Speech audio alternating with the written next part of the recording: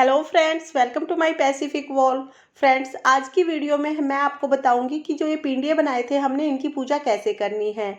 जिन लड़कियों की ये ब्यावली साल है, यानी कि जिनकी इस साल शादी हुई है और शादी के बाद जो पहली बार गणगौर पूजेंगी, वो पूरे 16 दिन गणगौर पूजती हैं। इसके अलावा कुछ कुंवारी लड़कियां भी, जिनको शौक होता है या जो लोग पूजते हैं 16 दिन की गणगौर, वो इस तरह से पहले पिंडिये पूजते हैं। तो देखिए, सबसे पहले हम क्या करेंगे कि चौकी ले लेंगे और चौकी पे हम ये पिंडिये जो हमने लिए हैं, ये हमें विराजमान करने हैं चौकी पे। तो पहले हम दूब यहाँ पर रख लेंगे, दुर्वा घास, और उसके ऊपर हम ये पिंडिये जो हमने लिए थे इनको विराजमान कर देंगे। इस टोकरी को इस तरह से हम रख देंगे। इसके बाद हमने ये एक बोर्ड ले लिया है, कार्डबोर्ड। इस पर एक हमने वाइट पेपर चिपका लिया है। देखिए, ऐसे ये बोर्ड है, इस पर हमने पेपर लगा लिया है टिकियाँ देने के लिए। क्योंकि पहले तो दीवार पर चौका लगा के टिकियाँ दे देते थे, लेकिन अभी दीवार गंदी हो जाती है या प्रिंट खराब हो जाता है, इसलिए पेपर पर ऐसे टिकियाँ दे देते हैं। और लास्ट में जो बड़ी गणगौर के बाद ले जाया जाता है इन्हें, तो उसमें भी आसानी रहती है फिर लेके जाना। इसके बाद हम लोग सिंदूर की टिकियाँ लगाएंगे सभी को।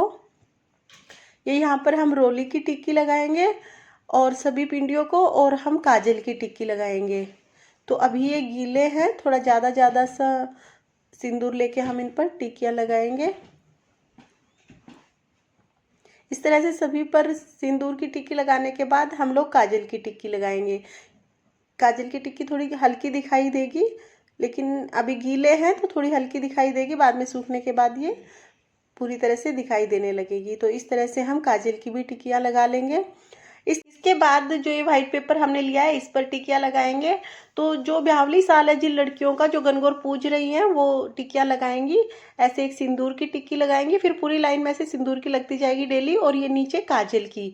तो इस तरह से फिर काजल की जो टिक्की लगाई है, इसके बाद ऐसे लाइन में काजल की लगती चली जाएंगी। तो और इसके बाद हमें छांटे लगाने हैं। तो छांटे लगाने के लिए ये मैंने लिया है, ये चांदी का छल्ला लिया है यहाँ पर, और ये कोडी है, और सुपारी, हल्दी, और ये एक सिक्का लिया है। वैसे तो तांबे का सिक्का लिया जाता है, लेकिन तांबे का सिक्का आजकल मिलता नहीं है, तो ऐसे ही सिक्का ले लेते हैं। और ये सारी चीज़ें पानी में डाल लेंगे हम, लोटे में पानी लेके। और यहाँ पर मैंने ये दूब के 16 तार लेके ये गुच्छी बना ली है छांटे लगाने के लिए। ऐसे 2 गुच्छी बना के हम इस तरह से छांटे लगाएंगे। तो जब छांटे लगा लें, उसके बाद ये सारी चीज़ें, जो वो चीज़ें हमने डाली थी, जुए की जो चीज़ें बोलते हैं, उनको रख लेंगे हम। डेली इन्हीं से हम छांटे लगाएंगे, तो इसलिए इनको यहीं पर रखे रहने देंगे। और जो ये जूटियाँ हमने बनाई थी, ये डेली अलग बनेंगी, मतलब कि डेली दूब लाई जाएगी और डेली उससे जूटियाँ बनाई जाएंगी।